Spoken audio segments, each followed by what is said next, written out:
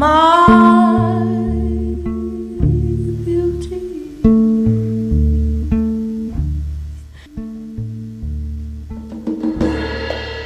Bonjour et merci d'être à l'écoute de RCF Alpes-Provence. Aujourd'hui, je suis en compagnie de Pierre-Marie Lopez. Bonjour Pierre-Marie. Bonjour. Alors, nous avons le plaisir d'accueillir au téléphone Louis Brachet. Bonjour Louis Brachet. Bonjour. Et Jean-Luc Lang. Bonjour Jean-Luc. Bonjour et bonjour à tous.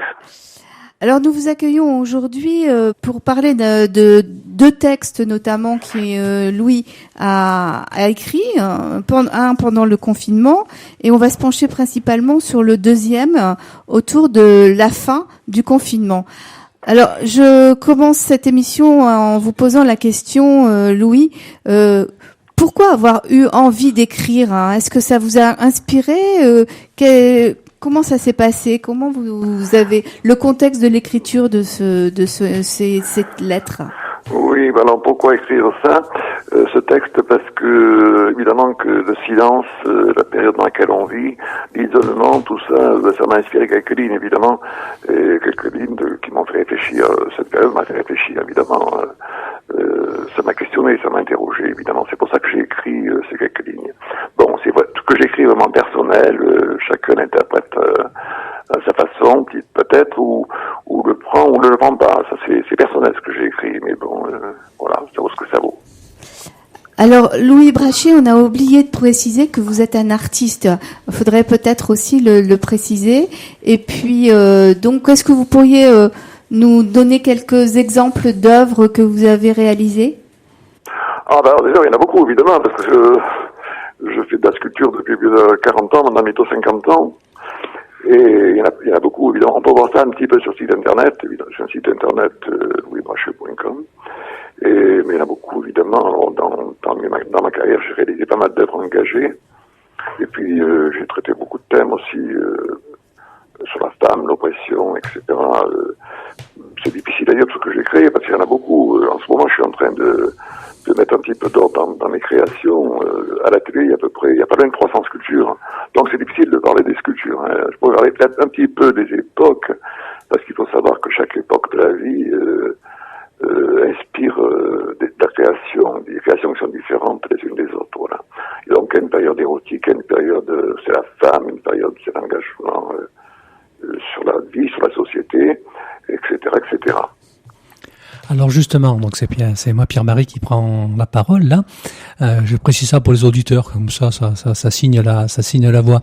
Louis, justement, dans toutes ces époques, on arrive là à une époque un peu qui pourrait être particulière. On traverse une crise qui est la première fois de l'existence de l'humanité. C'est une époque qui est très particulière.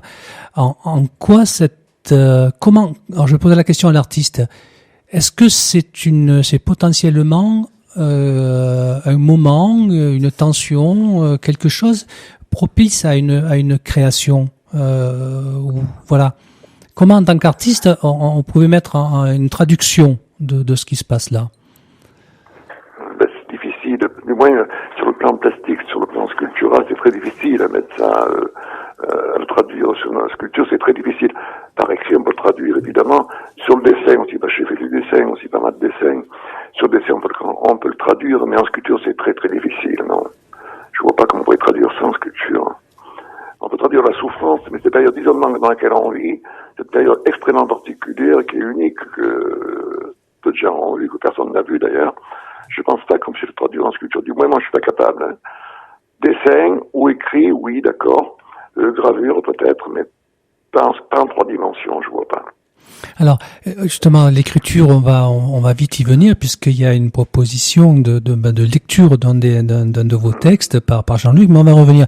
Mais avant, sur Télérama, j'ai vu une critique d'art qui justement a posé la même question que je vous ai posée vous en tant qu'artiste, comment les artistes pouvaient-ils s'approprier cette période assez particulière, et en particulier la distanciation, et elle avait parlé de la sculpture.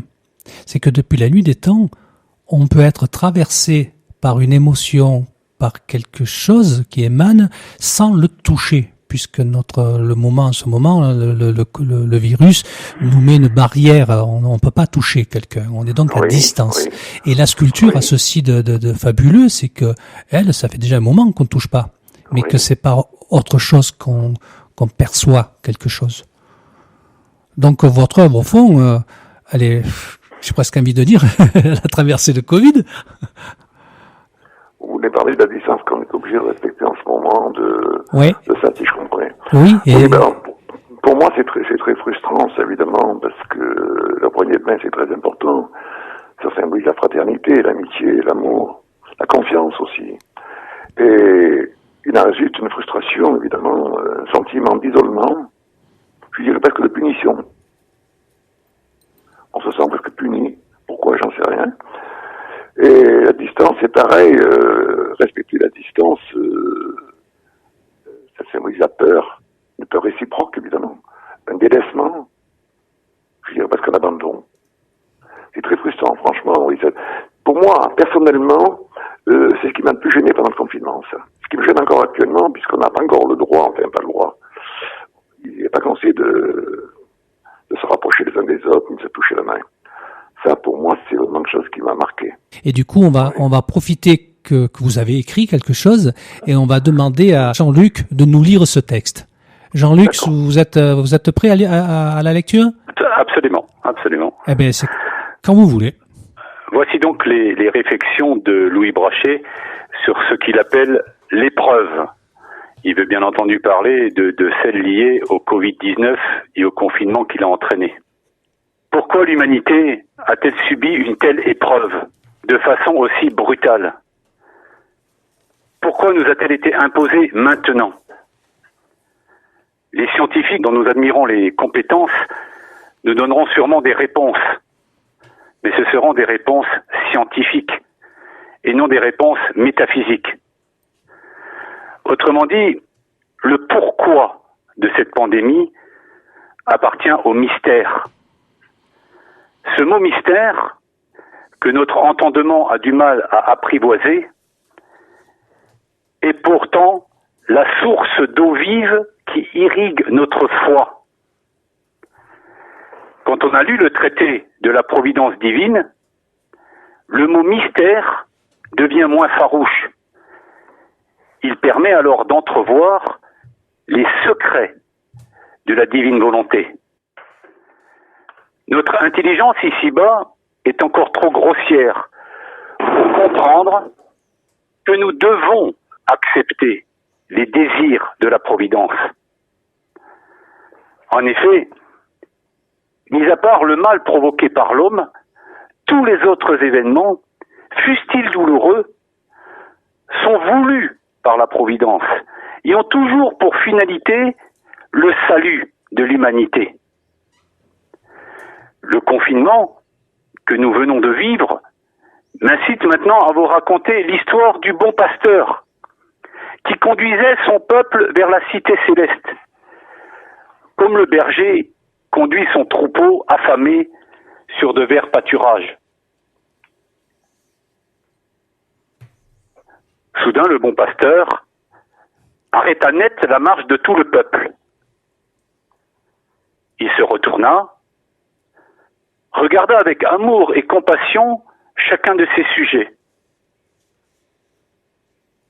Après un moment de silence, il leur dit : « Vous êtes surpris que j'arrête ainsi votre course folle, car vous ne me connaissez plus. Vous avez oublié que je suis votre guide. Vous vous conduisez comme un troupeau qui n'a plus de berger et qui devient la proie des loups. Malgré cela, j'ai pour chacun d'entre vous un amour infini. Mon désir le plus cher est de vous conduire dans la cité céleste, à condition que vous écoutiez mes paroles. Si vous ne les écoutez pas, c'est vous qui vous infligerez un sévère châtiment. En vous donnant la vie, le Créateur vous a donné la liberté. C'est un redoutable trésor qui vous permet de choisir de décider et de faire. Que faites-vous du pouvoir que vous donne la liberté? Avant que nous n'entreprenions cette longue marche, je vous ai donné des conseils et des commandements pour que nous arrivions tous ensemble dans la cité céleste. Hélas, vous choisissez d'oublier mes paroles pour emprunter des chemins bordés de précipices. Vous utilisez mal le pouvoir inestimable que vous donne la liberté. Regardez toutes les injustices provoquées par votre égoïsme et votre soif de consumérisme. Regardez les sommes phénoménales consacrées à l'armement. Regardez les guerres et leurs cortèges innommables de drames et d'atrocités. Regardez tous les peuples qui meurent de faim alors que d'autres souffrent de trop manger. Regardez la terre, votre mère nourricière, qui gémit de toutes parts à cause des blessures que vous lui infligez. Bientôt, elle ne pourra plus abriter et nourrir toutes les vies que lui confie le Créateur. Toutes ces dérives mortifères sont contraires à ma volonté et sont le résultat des choix que vous faites. Si j'arrête aujourd'hui votre course folle, c'est pour vous épargner le terrible châtiment que vous allez vous infliger. Après un moment de silence, le bon pasteur observa son peuple qui écoutait attentivement. Puis il poursuivit. Ces 40 jours d'isolement et de drame que vous êtes en train de vivre et qui vont bientôt s'achever doivent sonner le glas de vos comportements passés. Le moment est venu où vos si funestes dérives doivent faire place à une nouvelle vie pour que s'enracine dans vos cœurs la conviction de bâtir un monde nouveau. Pour arriver à cette fin, suivez mes conseils et mes commandements. Je vous conduirai alors vers la cité céleste, comme le berger conduit son troupeau sur de verts pâturages. Merci Jean-Luc pour cette lecture de ce texte. Donc je rappelle qu'il a été écrit par Louis Brachet. Louis, est-ce que vous avez été inspiré pour écrire ce livre d'une histoire déjà connue, ou est-ce que c'est totalement imaginé? C'est totalement imaginé, oui. Est-ce qu'on peut dire que c'est une métaphore pédagogique? C'est une métaphore pour moi, oui, une métaphore, mais quand même qui est très, comment je peux dire, très évocatrice. Hein. Et comme je disais tout à l'heure, c'est personnel, c'est au moins du personnel. Je vais produire ma façon. Je le ressens comme ça, voilà. Je le ressens et je le revois comme ça. Je fais un petit peu un parallèle entre ce qui se passe là. J'en ai parlé ce matin avec Jean-Luc un petit peu. C'est un petit peu pour moi, un petit peu la Salette et Fatima, sans l'apparition, ce qui se passe, voilà. Alors je vais produire ma façon, voilà. Alors pourquoi la Salette et Fatima en particulier? C'était des avertissements, la Salette, hein. Si je m'en rappelle bien, c'était un avertissement, hein, parce que le peuple se comportait mal. Aujourd'hui, on ne peut pas dire que tout allait bien sur la Terre. C'est ce que je dis d'ailleurs, hein. Je parle beaucoup des mystères, hein, parce que le mystère c'est important, évidemment. Actuellement, on veut tout expliquer, on veut tout démontrer, on vit dans un monde très cartésien. Il n'y a pas de place pour le mystère. Le mystère, ça fait réfléchir, ça fait peur des fois. Et pourtant, on est entouré de mystères, tout est mystère. Et cette pandémie, pourquoi n'est-elle pas un mystère? Moi, je le vois comme ça, parce que personne ne pourra dire pourquoi il y a eu cette pandémie maintenant. Pourquoi? Alors, moi, on peut très bien y voir, c'est pas trop mal encore, un avertissement sans une apparition. Pourquoi pas? Je parle de la providence aussi. La providence, on peut voir ces choses-là. Quand on lit la providence divine qui a été dictée à Sainte Catherine de Sienne, on comprend très bien que tout ce qui arrive sur Terre est voulu. évidemment, le mal provoqué par l'homme, c'est autre chose. Mais tous les événements qui arrivent, fût-ils douloureux ou dramatiques, c'est pour le salut de l'humanité. Alors, là, on doit se poser la question. Voilà. Ah oui, mais alors cette question de liberté, vous dites... La liberté, la liberté, c'était un mot qui est très important pour moi. La liberté, c'est quelque chose de capital.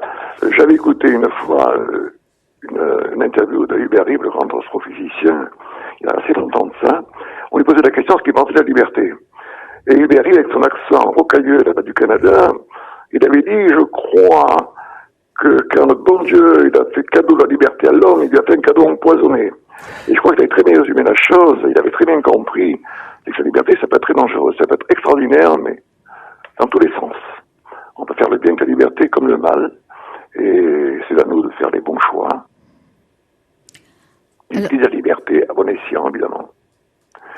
La liberté, c'est une preuve d'amour de Dieu, évidemment, il nous laisse libre, on est totalement libre, hein, totalement libre. Et ça, c'est important. Malheureusement, l'être humain, souvent, utilise la liberté à des fins qui sont pas toujours intéressantes. Cette période a permis à l'homme de changer ses habitudes et on a espoir dans une meilleure vie. Est-ce que vous y croyez? Alors, c'est difficile à dire. Hein. J'ai écouté l'autre jour, j'ai lu quelque chose qu'a dit le pape François. Il a dit de cette pandémie sortira le meilleur ou le pire. Et je crois qu'il a très bien compris la chose. C'est à nous de décider. C'est à nous, tout bêtement, hein, chacun de nous. Ça dépend du comportement de tout le monde, de la masse. Hein. Je pense qu'il y aura des côtés positifs, je pense. Hein. Mais bon, je sais pas, je suis prudent quand même, J'aimerais tant qu'il y ait ce côté positif, que le monde soit meilleur, que la société change. Mais bon, je ne sais pas, je suis prudent. On vit dans un monde très matérialiste actuellement, très matérialiste, et ça, les gens de mon âge le comprennent très bien. C'est curieux de voir que les gens de ma génération ont à peu près tous le même raisonnement dans ce domaine-là. Je dis pas que c'était mieux avant, mais il y avait quand même des valeurs qui existaient autrefois qui n'existent plus maintenant. Et ça, c'est un peu triste parce qu'on a oublié ces valeurs-là. On les a laissées tomber.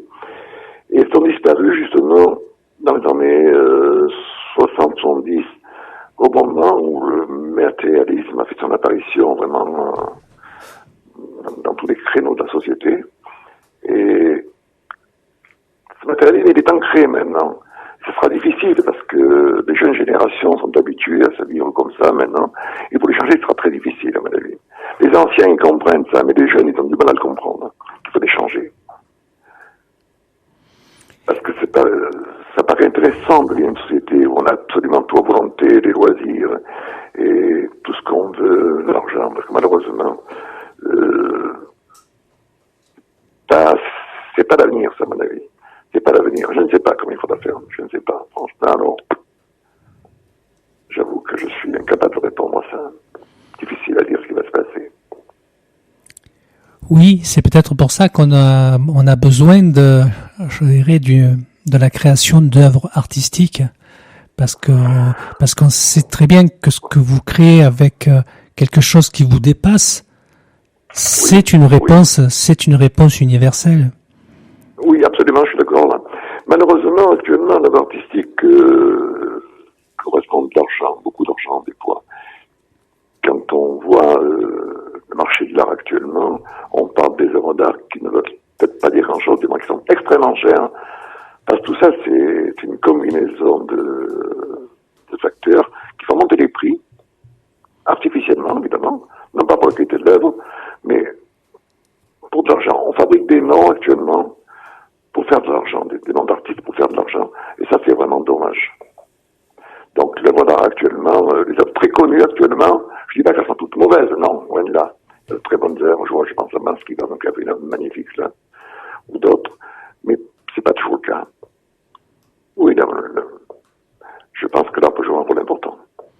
Alors justement, on va faire le lien, Louis, avec quelqu'un pour qui peut-être l'argent ne comptait pas et qui était en quête de quelque chose d'autre.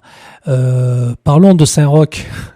et qui a été l'occasion pour vous de retrouver la forge. Il faut savoir que la légende Saint-Roch, c'était un Français qui est né pour situer à peu près en 1295 à Montpellier.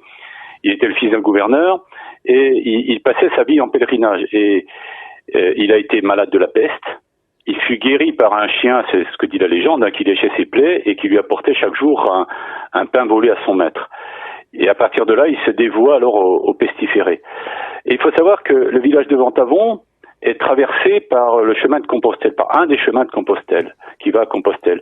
Et la légende dit que lors d'un épisode de peste, d'épidémie de peste, Saint-Roch était sur le chemin de Compostelle et il est arrivé à Ventavon, donc la peste était derrière lui. Il est arrivé à Ventavon et au moment où l'angelus de l'église de Ventavon sonnait. Et la légende dit qu'il a alors demandé à Dieu de préserver Ventavon de la peste, et Ventavon fut épargné de ce fléau. Et c'est pour remercier Saint-Roch d'avoir stoppé aux portes de Ventavon une épidémie de peste que cet oratoire Saint-Roch de Ventavon a été construit il y a des siècles maintenant sur le lieu où passe le chemin de Compostelle, qui s'appelle le Bénon. Et notre évêque, Monseigneur Xavier Mal, a vu là-dedans un signe fort, une symbolique forte pour dire voilà, pourquoi pas faire une messe d'action de grâce pour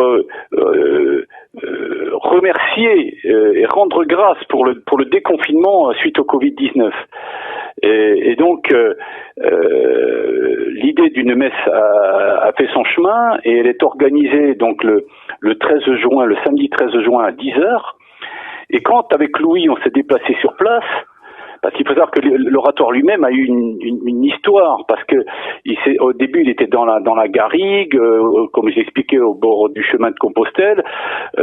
Cette garrigue-là est devenue ensuite une carrière en 1991, et puis la carrière ça se creuse, il y a eu un énorme trou béant, et puis l'oratoire s'est retrouvé sur un espèce de grand monticule au milieu d'un énorme trou béant creusé au fil des ans suite à l'exploitation de la gravière. Et ce qui devait arriva, il y a eu un deuxième coup du sort, c'est que la foudre est tombée sur l'oratoire et a totalement détruit l'oratoire et sa croix somitale. Et ça a choqué énormément de gens. Et en 2011, l'oratoire a été reconstruit en récupérant tout ce qu'on pouvait récupérer de l'ancien, dont la statue de Saint-Roch qui est très très belle. Et on a placé le nouvel oratoire dans un endroit proche, toujours au bord du chemin de Compostelle, mais surtout accessible et pérenne. Il a été rebaptisé en octobre 2011 par Monseigneur Di Falco, mais sans la croix, parce que la croix, c'était par là où la foudre est tombée, elle était détruite. Lorsqu'on a programmé cette messe, avec Louis, on est allé sur place pour voir cet oratoire dans quel état il était, et puis Louis a tout de suite été choqué par le fait qu'il manquait la croix. Un oratoire sans croix, c'est pas possible, surtout quand on fait une messe d'action de grâce à son pied, quoi. Donc, Louis a donc décidé, dans l'urgence, de refaire une croix à l'ancienne, c'est-à-dire forgée, rustique. Et cette croix, il l'a fait en urgence et il l'a fini. Et elle va être placée probablement la semaine prochaine, juste avant le début de la messe. C'est une légende assez extraordinaire qui du coup se traduit par une réalité de représence. Et si j'ai bien entendu dans nos préparations, ce lieu-là était un lieu où Louis, vous jouiez à cet endroit-là. Alors, je connais bien Squena puisque je suis né à 200 mètres à peu près, 200-300 mètres environ de l'oratoire, et j'ai vécu là avec mes parents et mon frère jusqu'à l'âge de 30 ans. Bon, je connais très très bien Squena, et je me souviens que quand j'étais gamin, on allait de Ventavon en pèlerinage le 16 août, de Ventavon à l'oratoire à pied, en pleine chaleur, là, ça fait à peu près 6 kilomètres. Et c'est quelque chose qui a disparu, je le garde en mémoire, mais ça me fait drôle, il y avait un côté un petit peu surréaliste à l'époque, de faire un pèlerinage de Ventavon en pleine campagne, là, de faire 6 kilomètres avec le prêtre, 2 enfants de chœur en tête, et tout le monde suivait, il y avait une messe là-bas, voilà. Et c'est des souvenirs qui sont très chers pour moi. Alors, pour faire, parler tout à l'heure, ces valeurs-là qui ont disparu, tout ça a disparu. Aujourd'hui, quand on parle de ça aux jeunes, pour eux, c'est de la préhistoire. Pourtant, moi, je l'ai très bien connu. Voilà, c'est ça l'évolution aussi. C'est ça qui me vient de peur, c'est que tout ça a disparu. Et du coup, ça va renaître, là, ce 13. Ben, ça va renaître pour un jour, mais après. Oui, pour un jour, ça va renaître, évidemment. Mais après, est-ce que ça va durer même? Voilà. Mais bon, ce changement était phénoménal. C'est vrai. En deux générations, tout ça a disparu. Même pas de génération. Oui, et à la fois, vous voyez bien que ça renaît sous une autre forme, sous une forme là. Oui, bien sûr. Espérons. Ah ben regardez, il y avait plus de croix et vous y êtes allé et vous avez forgé cette croix-là. Donc vous avez fait renaître ce lieu-là. Vous avez redonné une vie. Mais l'essentiel, c'est pas qu'il y ait la croix qui est important, c'est que les gens y aillent, sachent ce que c'est, que les gens sachent ce que c'était, ce que ça représente. Mais beaucoup de gens ne le savent pas. Voilà. Autrefois, tout le monde le savait, mais aujourd'hui, plus personne ne le sait. Ben maintenant, grâce à vous, grâce à votre travail, grâce à la pugnacité de Jean-Luc pour passer l'information, nous en parlons sur RCF et ben voilà, il y a une 50 000 auditeurs qui voilà, et on va relancer votre prêtre, je dirais local, pour parce que je crois qu'il a un grand dynamisme aussi, un grand charisme de faire bouger pas mal de choses. Donc il va amener. Faut préciser que donc c'est le père Tran. Voilà, c'est le père Tran qui est là. Oui, l'espérance est des grandes vertus, c'est vrai. Oui. Donc je crois qu'il est là. Mais l'heure a pas mal tourné. On va rester sur cette belle phrase de l'espérance. Et je crois je crois que c'est le maître mot de tout ce qui peut passer dans nos mains. Voilà. Oui. Merci Louis, merci Jean-Luc. On se retrouvera, je dirais, le plus rapidement possible pour continuer à parler de ce qui se passe là. La voie artistique est pour nous ici à RCF fondamentale pour que justement tout ça continue et que ça trouve des solutions. Christine, merci. Pierre-Marie, merci. Monsieur Brachet, merci beaucoup. Et merci bien. Monsieur Merci Lang, à tous. à bientôt. Au revoir. Merci à tous. Au revoir à tous. À bientôt.